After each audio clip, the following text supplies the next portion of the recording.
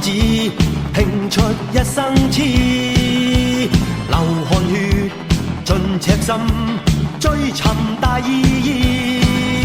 生命作賭注，留下了英雄故事。憂鬱見骨氣，昂步顧盼似醒獅。衝前去，全部得失只有全心知。跨步上雲上，我要去寫名字。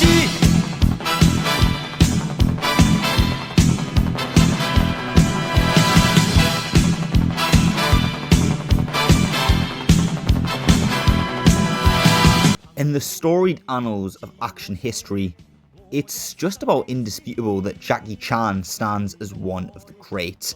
An immensely talented, charismatic and acrobatic performer, his best films representing a near flawless alchemic blend of action and comedy, resulting in some of the most hilarious and fiercely entertaining pieces of action cinema to ever grace our screens.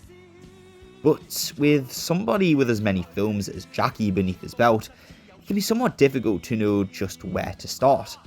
When I was faced with this question just over a year ago, I was incredibly intimidated by the sheer size and scope of his filmography. But after extensive research and intensive analysis, I produced this completely indisputable and reasonably comprehensive beginner's guide on where you should start your exploration of the action masterpieces of Jackie Chan. For the sake of clarity, I'm going to be organising this video into 3 distinct sections. The first will be a short list of Jackie's essentials, the first films you should absolutely check out if you're looking to get into his filmography. The second section will take a look at the next steps, the natural points of progression from the essentials that you should have a look at next depending on your enjoyment of those essentials. Finally, the third section will take a look at Jackie's deep cuts, the more obscure and underappreciated films in his extensive filmography that deserve a little more appreciation and attention, but ones that are probably best tackled with a greater understanding of Jackie's style and sensibilities. I'm leaving timestamps in the description in order for you to easily access each of these sections. So, without any further ado, let's begin with the essentials.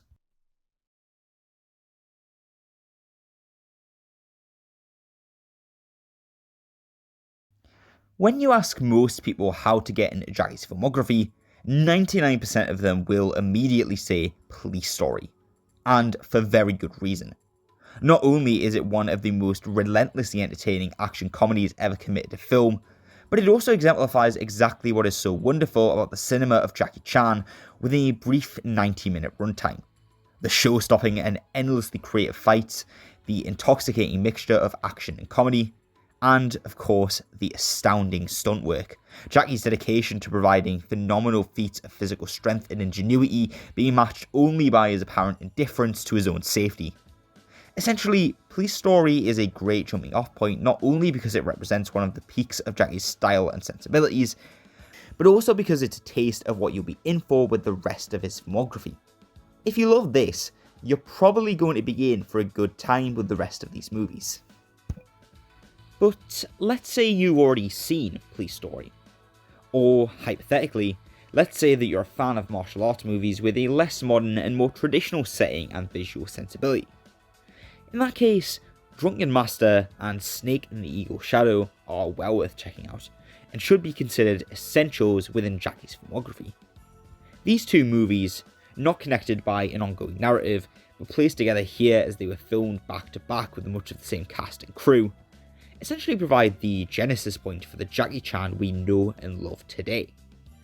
Although Jackie had been a leading man for a number of years up until this point, most fans will probably agree that these two films were the first to fundamentally understand what made Jackie special as a performer and really play into those unique strengths. The action comedy, the inventive and frequently playful fights, the physical feats and stunts, it's all here, and it serves to make these movies just as enjoyable as top-tier martial arts entertainment as they are interesting as historical objects in Jackie's development as an actor and star. It's worth noting the wealth of talent behind the camera here as well. These two films were directed and written by none other than Yuen Woo Ping. who, whilst having a great deal of experience in some of the best Asian action films to come out in the 70s, 80s, and 90s, also provided his action expertise on some small, little-known productions in the States, including indie darling The Matrix and underground gem Kill Bill Volume 1. I kid, of course, I adore both these movies, but I think it's worth acknowledging just how many of the classic action films we treasure have their origins in the traditions and talents of Hong Kong action filmmakers.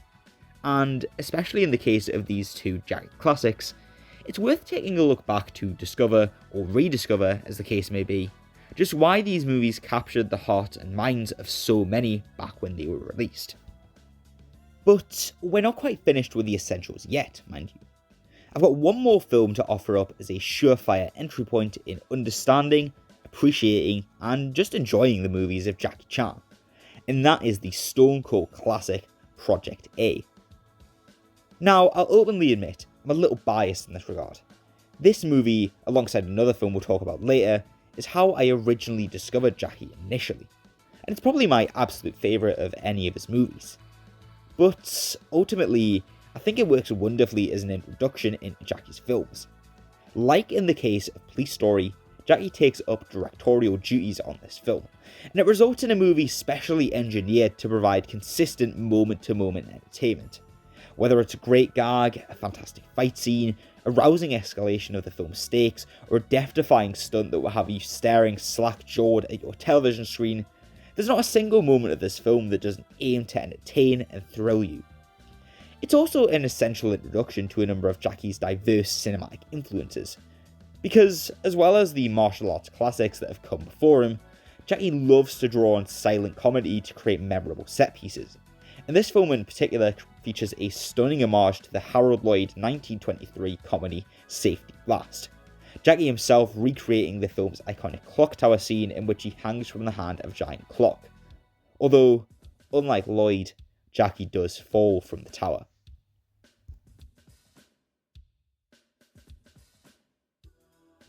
So, if this particular film is so enjoyable and so representative of Jackie Chan's filmography as a whole, why is it landed towards the back end of my essential section? Well, that's for a number of reasons. For starters, I find that, on the whole, Police Story is an easier entry point for a lot of people. Its modern-day law enforcement narrative has more relevance than the pirate high seas escapades of Project A.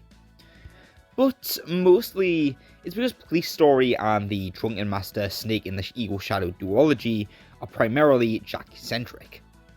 He does share the limelight in the latter pair with the talented Yun Su Tien, father of director Yuen Woo-ping, but each of these are mainly vehicles for Jackie's performances. Project A, on the other hand, features appearances from the Three Dragons, the group of martial arts performers comprising Jackie Chan, Sammo Hung, and Yun Bao. The three had met whilst training in the Peking Opera School as children, and starred together in 3 movies between 1983 and 1988. Project A, Wheels on Meals, and Dragons Forever. These 3 movies are generally referred to as the Three Dragons trilogy, although, like the Yuen Woo-ping directed duology we looked at earlier, these films are only connected by their cast and tonal sensibilities, and not by any overarching narrative. It should be noted that whilst the 3 only starred in 3 movies altogether, Jackie, Sammo, and Yun Bao would frequently collaborate with one another in various different ways, although to discuss their various collaborations in detail would likely be beyond the scope of a beginner's guide such as this. Now, in saying all that, I have to acknowledge that Project A is not the ensemble piece that something like Wheels on Meals is. Although Jackie does share the limelight with his co-stars, it is still very decidedly his movie. And, as such, this might be the perfect introduction to the Three Dragons as a collective, who feature frequently throughout, if not as prominently as Jackie does. But even in spite of my personal preference towards this film, I couldn't comfortably give it pride of place above something like Police Story as an introduction to his filmography.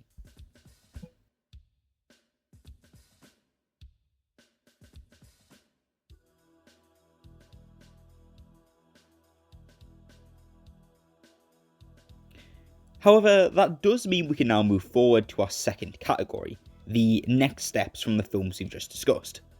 For this segment, I'm going to go ahead and assume that you've already seen the majority of, if not all, of the 4 films that I've singled out in the essential section. Now, in my opinion, the logical next step on from Police Story would be to sit down and check out the direct sequel, Police Story 2. And there's now about half of you probably thinking, well yeah, that seems a little bit obvious, don't you think? And yes, you'd be right, but to suggest that you watch the follow-up to the original Police Story is something that tends to be a little more controversial amongst die-hard Jackie fans. As such, I imagine the other half of you are probably seething at the mere mention of this presumably inferior successor. And admittedly, I see where these dissenters are coming from. Police Story 2, to its credit, has a decidedly different set of priorities to its predecessor. Even as someone who loves the original movie, I'll openly confess that while yes, that movie does have a plot, it's not entirely what you're there for, really.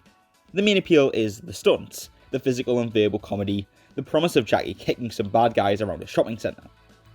Police Story 2, by contrast, places much more emphasis on its narrative, which makes it a little more controversial amongst the dedicated fans of the original. But as you may have guessed by the manner in which I've worded this section, I don't entirely agree with some of those complaints. While yes, the plot does take up more of a focus this time round, I personally don't think this negatively impacts much of the comedy or the quality of the action sequences one bit, a number of which actually rank amongst some of the most impressive and most insane things Jackie has managed to pull off in front of a camera. The reputation Police Story 2 tends to have as a ponderous, solemn exercise in tedium with the occasional solid fight scene just don't really match up with my experience with the film at all. Whilst I can't guarantee you'll agree, I would wholeheartedly recommend seeking this one out for yourself. Also, much of the same of what I've said here also applies to Project A Part 2. What it lacks in the unfortunate absence of Yun Bao and Sammo Hung, it makes up for in intrigue, wildly inventive stunt work, and arguably the most ambitious film Jackie has ever directed in his entire career.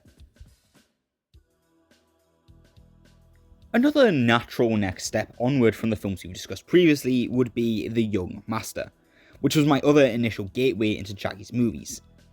Although this was not the first film that Jackie directed, it's generally regarded as one of his first true masterpieces both in front of and behind the camera. Its tone and setting substantially resemble those found in Drunken Master and Snake in the Eagle's Shadow, and it shares Project A's relentless sense of pace and urgency. This, perhaps more so than any of Jackie's other movies, is essentially a series of creative, prop-driven fight sequences strung together by the barest excuse for a story. However, this is largely to the film's benefit, because that time is instead filled with scene after scene of martial arts prowess and fluid physical comedy. Personally, I do think that Jackie would refine his individual style further in his later movies, which is why The Young Master isn't part of our earlier essential section. But this is still a charming and thrilling addition to his filmography, and well worth checking out if you're looking to take a deeper dive into his history. The final film in our next step section that will naturally be far more entertaining and rewarding to tackle once you've got a number of Jackie's films beneath your belt is the final Three Dragons film, Dragons Forever. Partially, this is because it helps to have an understanding of each dragon as a performer and artist. I recommend at least having seen Project A before taking this one on, and Wheels on Meals is a delightful and valuable use of your time in this regard. But mostly just to appreciate how much of an oddity this honestly is within Jackie's filmography. It's something that's a little difficult to appreciate without an awareness of Jackie's style and films going into this, but Dragons Forever pitches itself as a martial art, rom-com, courtroom drama action comedy, which is, needless to say, somewhat of a rarity. What's even stranger then is that each of these disparate parts work surprisingly well together. The fights are arguably some of the best in each of these performers' careers, which is saying something. They're snappy, inventive, and fluid without feeling too over the top and whilst never lacking impact and force. The romantic comedy aspect, whilst deeply misguided in places, always appears to be nothing less than sincere, and the courtroom drama is woven into the overarching story fairly well, serving as an emotional climax for Jackie's character. I won't pretend that the story here is some Shakespearean masterpiece of interlocking motivations and complex characters, but it is remarkably ambitious for what essentially could have simply been a show-stopping showcase of each of these performers' abilities. If you're a fan of Jackie's movies, don't miss this one. It's a wonderful and fitting send-off to the collaborations between some of the best Hong Kong action stars to ever do it.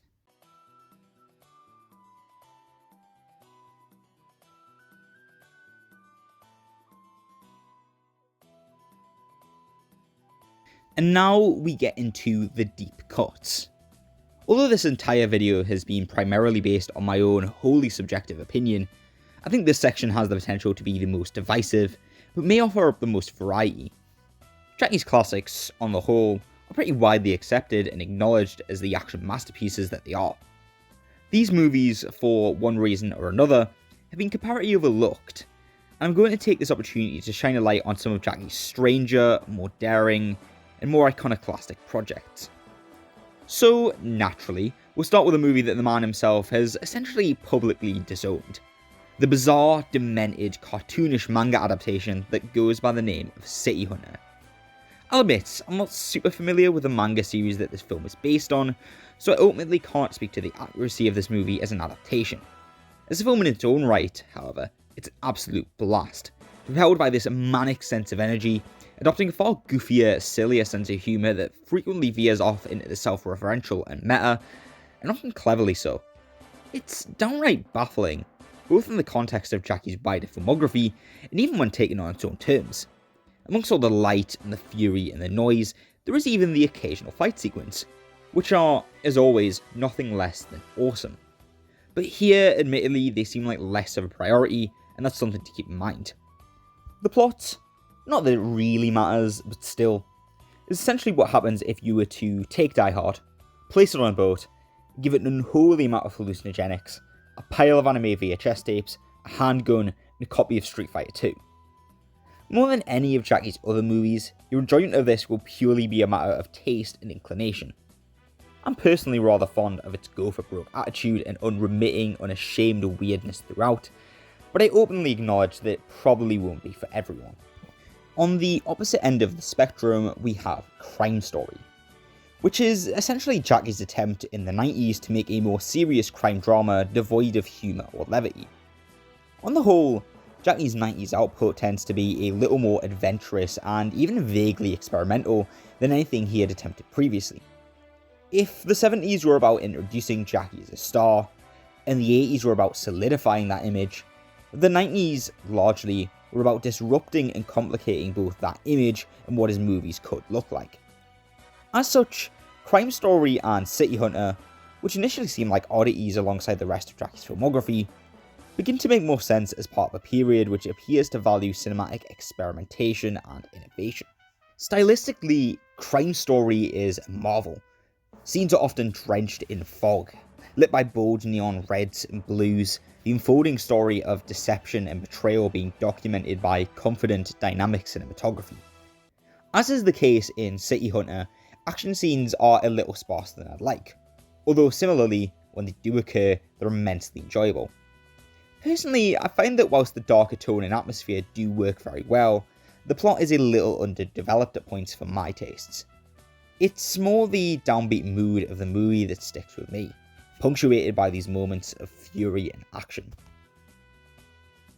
For my final deep cut, I'd like to jump back to Jackie's films in the late 70s to take a look at spiritual kung fu. This, as all the films within this section, is somewhat of an outlier in Jackie's filmography. Before the release of Snake in the Eagle Shadow, Jackie starred almost exclusively in movies, each directed by Lo Wai, that tended not to play into his particular strengths. Dour, overly serious stories of revenge and warring martial arts schools. There were exceptions, of course. This is largely the way Jackie was utilised before his big break. Given that Lo Wai directed Bruce Lee's first two movies, The Big Boss and Fist of Fury, it's likely that he was attempting to cast Jackie in the same mould. Admittedly, I'm not as familiar with this period as I'd ideally like to be, and I don't want to create the impression that these films aren't worth your time and attention. But I bring up this small piece of history to stress the relevance of spiritual kung fu as part of this sequence of films, given that it bears far more resemblance to that of his later action comedies than anything he starred in beforehand. Keep in mind that this was actually released after Snake in the Eagle Shadow, but filmed beforehand, so it makes the most sense to group it with his earlier movies. Now, don't come into this expecting some lost masterpiece on par with something like Snake in the Eagle's Shadow. This is an incredibly slight, loose comedic kung fu jam that is notable mostly because of its incredible tonfa fight sequence, the bizarre subplot involving ethereal spirits who teach Jackie Chan a long-forgotten form of kung fu, and a scene in which Jackie pisses all over said spirits. It's a strange, silly movie that doesn't make a great deal of sense, but it's a movie that also is fully aware of its own absurdity and leans fully into that, resulting in something that almost feels like an otherworldly parody of the shenanigans at the temple style of martial arts movie. It's weird, but it's rarely ever boring, and for me, that's enough. So, at this point, if you've been following along with my watch list, you should now have an understanding of Jackie's career, his hits, his misses, his masterpieces, and his detours. And hopefully you'll have the knowledge and the awareness to understand what style and form of Jackie's appeals to you the most, and hopefully you'll have had a lot of fun doing so. As for further viewing, I think the movies of Sammo Hung and Yung Bao would be a natural point of progression, as well as looking at the cinema of Jackie's contemporaries and his predecessors. There's a whole host of exciting and entertaining movies to discover even once you've exhausted Jackie's filmography. But let's be real, this video is probably a little too long already, and all of these deserve more detail than I can give them here. Now, that is enough from me. I hope this beginner's guide has been helpful. Go and enjoy some of these fantastic movies.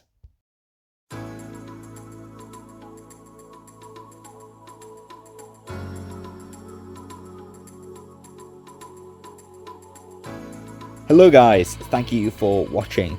Hopefully you've enjoyed this beginner's guide to Jackie Chan's movies. Although this was intended as a small project to tackle whilst writing the seemingly never-ending Red Dwarf VHS script, which is still coming guys, don't worry, I've really enjoyed this, and I'd be willing to do some more about other filmmakers and actors if you guys were interested. I would keep in mind that this is only a beginner's guide, and for the sake of brevity I have been selective in the history and movies I've covered. But yeah, hopefully you've enjoyed this, and hopefully I'll see you in the next one.